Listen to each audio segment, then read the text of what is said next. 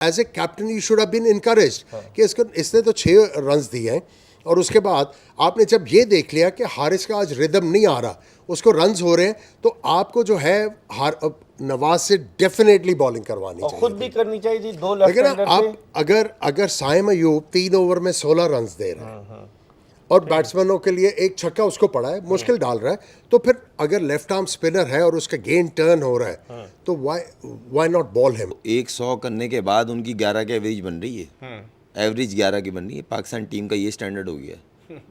Average run जो है उनकी पर इनिंग 11 रन है। बहुत अच्छे प्लेयर हैं, बड़े रिचर्ड हैं हमारी टीम के ना वो। और उनका आलम ये था, मेन टाइम पे उन्होंने रन आउट छोड़ दिया। उनको कुछ नहीं कहो, मैं 360 हूँ, पता नहीं कौन से 360 है, समझ से बाहर है मेरे। वो तो अपने आप को कप्तान कंसीडर करते हैं वो कि मेरे कप्तान बनने वाला था, बच गया मैं। बिस्मिल्लाहिर्रहमानिर्रहीम, अस्सलाम वालेकुम। अपने YouTube चैनल MIB स्पोर्ट्स पर मैं हूं मिर्ज़ा इकबाल बेग। कहते हैं ना कि मुकाबला तो दिले नातवा ने खूब किया। पाकिस्तानी टीम अगरचे 5 विकेटों से हार गई, लेकिन पाकिस्तान ने आखिरी ओवर तक फाइट की। पाकिस्तान की शिकस्त की क्या वजूहात थी और अब मुस्तकबिल में क्या होना चाहिए, इस हवाले से बात करेंगे। हमारे साथ मौजूद है पाकिस्तान के former Test captain, former chief selector Aamir Sohail, और उनके साथ मौजूद हैं पाकिस्तान के टेस्ट ओपनर खुर्रम मंजूर, जो अब भी पाकिस्तान की डोमेस्टिक क्रिकेट खेल रहे हैं। आमिर सुहेल से गुफ्तगू के सिलसिले का आगाज़ करते हैं। आमिर, कैसे देखते हैं इस शिकस्त को?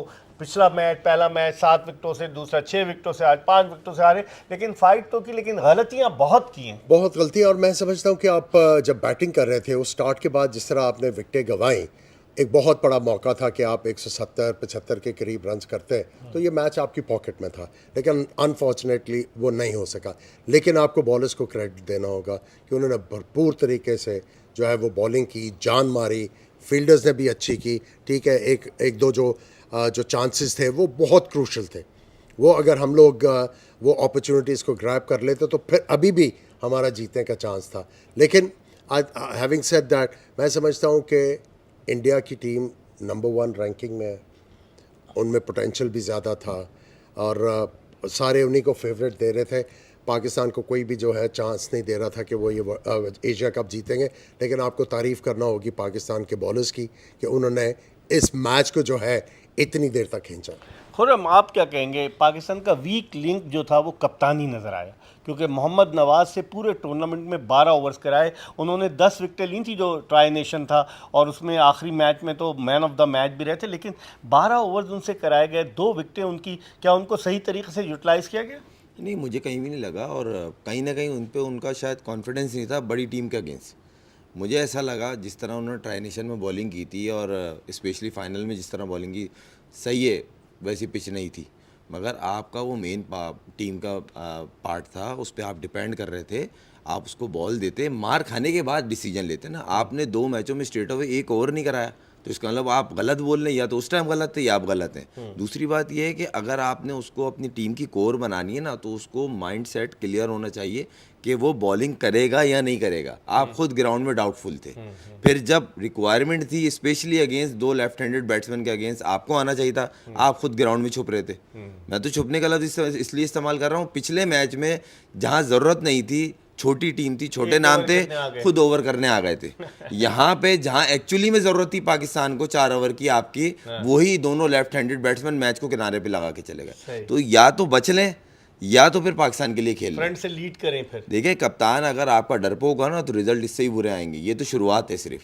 तो खुदारा इस चीज़ को सोचा जाए कि एक टीम में कितने प्लेयर जेन्युइन ओपनर होने चाहिए, मिडिल ऑर्डर होने चाहिए, ऑलराउंडर के नाम पे जेन्युइन कौन है, ये होना चाहिए। सही। आमिर, आप चीफ सेलेक्टर हैं, आप समझते हैं कॉम्बिनेशन सही था पाकिस्तान का? जैसे खुर्रम मंजूर कह रहे हैं कि 5 ओपनर्स, फिर उसके बाद आपका मिडिल ऑर्डर बिल्कुल वल्नरेबल। आज 113 पर 1 के बाद आपकी धड़ाधड़ विकेटें गिर गई।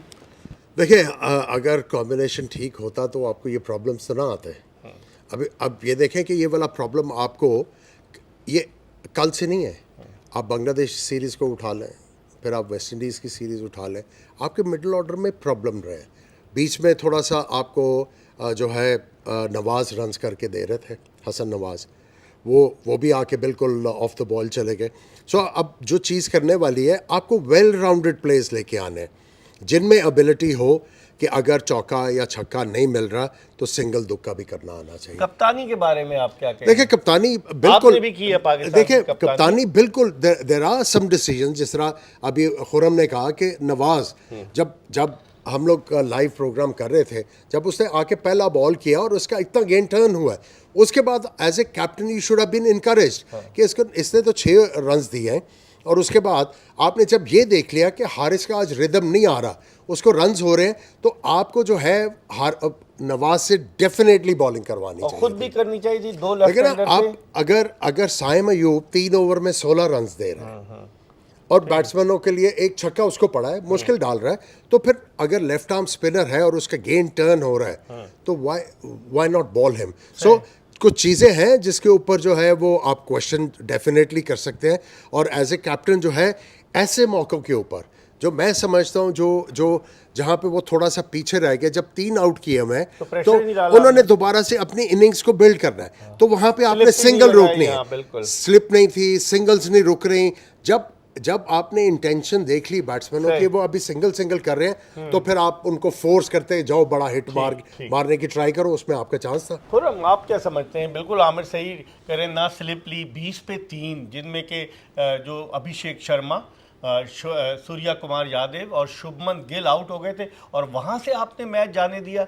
ये बाकी तो अंडर 19 से आए ना, ये तो इतने एक्सपीरियंस नहीं थे जितना एक्सपीरियंस सूर्या कुमार यादव था या शुभमन गिल था। आप समझते हैं कि कप्तानी में बहुत सारे फ्लॉज थे? नहीं देखें, चलें भी पहले पार्ट हमने बोला हो गया, निकल गया 147 कर गया, जबकि आपकी वहीं गलतियों की शुरुआत वहीं से हो चुकी थी। मिडिल ऑर्डर में जो चेंज उसके किया, बाद आपको इतना समझ में नहीं आया कि फ़हीम अशरफ का तीसरा ओवर नहीं बनता था, आपने उसको तीसरा ओवर करवा दिया। उसके बाद नवाज को लगाया आपने, नवाज के बेहतर आप उसके बाद आप हारिस रऊफ को लिया है, जहाँ स्पिनर का नहीं खेला रहा, ना अबरार को आप लेके आए, ना आप साइम को लेके आए। जब दोनों को लेके आए, एक गेंद पे कैच गिर गया, दूसरे ने 2 ओवर में टोटल 1 चौका खाया था। तो मतलब खुद सोचने की बात है, 1 गलती हो 2 गलती हो, ये तो मैच उनकी बैक टू बैक विकेटें गिरने पे इतना चला गया।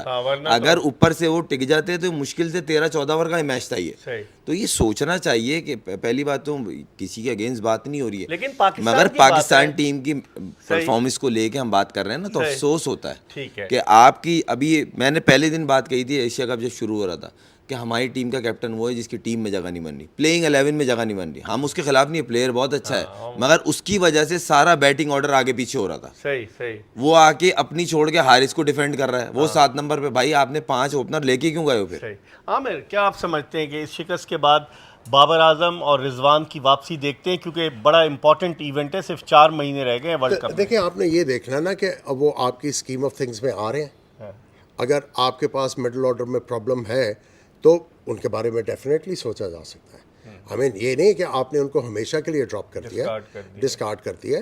ठीक है, वो उनके ऊपर कई लोगों ने कहा हुआ था इनका स्ट्राइक रेट इतना ज़बरदस्त नहीं है, इनका ये। देखिए बात यह है कि मैं यही बात करना चाह रहा हूँ कि आपका एम्फेसिस स्ट्राइक रेट पे नहीं होना चाहिए, आपका एम्फेसिस होना चाहिए एवरेजेस ऑफ द बैटर्स। सही जिसकी एवरेज 18 की है, चाहे उसका जो स्ट्राइक रेट है वो हो जाके 200 के करीब, फायदा क्या?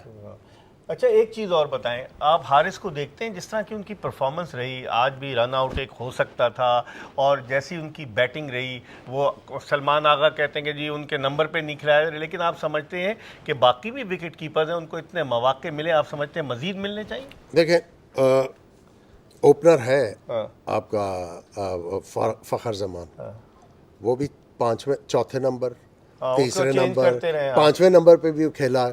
दूसरे भी कई बैट्समैन जो ओपनर्स हैं वो आगे पीछे हुए। सो ये कोई बात नहीं है कि भाई अगर आप अच्छे क्रिकेटर हो, आप में एबिलिटी है, तो आप जो है किसी भी नंबर पे जाके कर सकते हैं।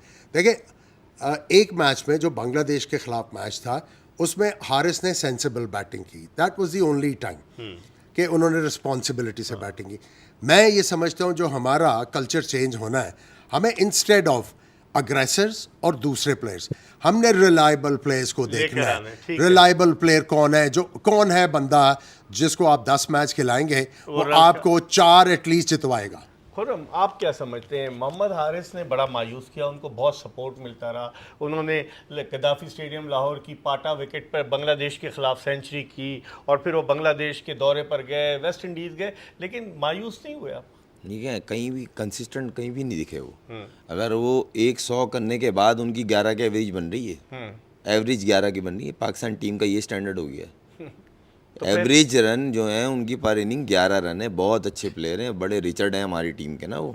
और उनका आलम ये था, मेन टाइम पे उन्होंने रन आउट छोड़ दिया, उनको कुछ नहीं कहो। मैं 360 हूँ, पता नहीं कौन से 360 है, समझ से बाहर है मेरे। वो तो अपने आप को कप्तान कंसीडर करते हैं वो कि मेरे कप्तान बनने वाला था, बच गया मैं। बोर्ड ने बनाया था उन्हें। देखिए यही तो अलमिया है पाकिस्तान का, क्रिकेट किस तरह नीचे जा रही है। आप मुझे बताएं ना, टीम की सिलेक्शन उठा के देख लें, उस पर बात नहीं करो।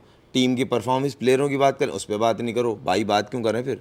सही सही। तो 8 नंबर पे सही है ना, फिर अगले साल क्वालिफायर खेल लूंगे भाई, यही हो रहा होगा और क्या हो रहा होगा। आमिर, जो जिस तरह से आप आए ना कि हमारी रैंकिंग बहुत नीचे जा रही है और हमें वर्ल्ड कप के लिए खुदा ना खास्ता क्वालिफायर, जिन टीमों को हमने हराया वो हमसे नीचे की टीमें थी। देखिए, मैं इनको ना थोड़ा सा समझाना चाहता हूँ, जो भी सिलेक्शन कर रहे हैं पाकिस्तान की, जो एवरेजेस होती है ना, एवरेजेस आप देखते हैं कि ये मैं 6 बैट्समैन खिला रहा हूँ, इनकी एवरेज ये है। गिरते पड़ते भी ये अगर अपनी एवरेजेस करते हैं, मैं उन स्कोरों को जोड़ता हूँ और 7वें नंबर पे जो ऑलराउंडर है उसको जोड़ता हूँ, मैं एक टोटल क्रिएट करता हूँ।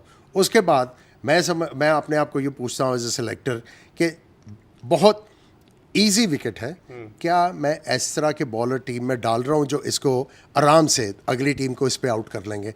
ये है एवरेजेस को यूज़ करने का तरीका। हमने नहीं किया ना। नहीं, आप मुझे स्ट्राइक रेट को यूज़ करने का तरीका बता दे, मैं उसका जो है शागिर्द बन जाऊंगा क्रिकेट में। सुनो आपने खुर्रम के स्ट्राइक रेट को, क्या स्ट्राइक रेट के पीछे लगे हुए हैं, बाकी तो आपकी बैटिंग तो कोलैप्स हो जाती है। स्ट्राइक रेट की वजह से ही 2 बड़े नामों को निकाला था ना। तो बाकी देख लें टीम का क्या हाल हुआ।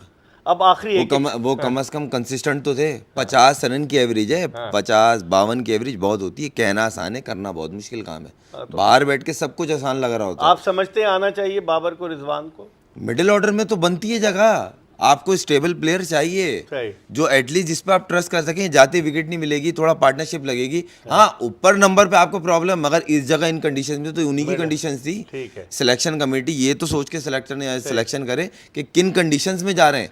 सही सही। मेरा आखिरी सवाल, अब क्या इसका हल क्या होगा? टीम तो वापस आ जाएगी साउथ देखिए, अफ्रीका हल के ये है खिलाफ। कि आपने जो है अपने क्रिकेट का स्ट्रक्चर इम्प्रूव करना है। आपने जो क्रिकेट में मेथड है वो जो है मेथड लेके आना है, और आपकी क्रिकेट में जो है जो फोरमोस्ट चीज़ होनी चाहिए वो है टेक्निक। वो होनी चाहिए। मुझे ये बताएं, अगर मुझे अपनी टेक्निक का नहीं पता तो फिर आप क्या करेंगे? तो मैं क्या करूंगा? मुझे सेलेक्टर किस बेस पे खिला रहा है? ठीक है, बहुत बहुत शुक्रिया। आमिर सुहेल और खुर्रम मंजूर पाकिस्तान के 2 टेस्ट क्रिकेटर्स अपनी राय का इजहार कर रहे थे। हमें उम्मीद है कि इनसे की गई गुफ्तगू आपको पसंद आई होगी। देखते रहिए MIB।